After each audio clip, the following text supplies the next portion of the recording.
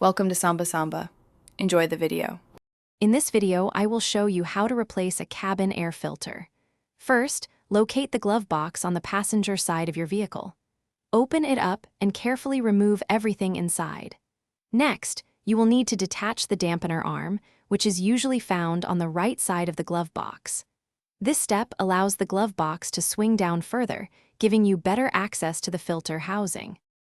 Now, gently press inward on the tabs located on both sides of the glove box. This action will release the stops, allowing the glove box to swing down completely. Once it's fully open, you will see the cabin air filter housing. There are typically two small retaining clips on the cover of this housing. Unclip these to remove the cover and reveal the old filter. Before removing the old filter, take note of the airflow direction arrow printed on its side. This is crucial for correct installation. Carefully pull out the old filter and then insert your new one, making sure the airflow arrow points in the same direction, usually downwards. Once the new filter is in place, reattach the housing cover, ensuring the two retaining clips snap securely into position.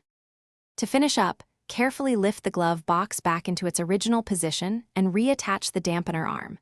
Make sure everything is secure and operates smoothly. Remember to check your vehicle's manual for the recommended cabin air filter replacement interval, which is often around 15,000 miles or once a year.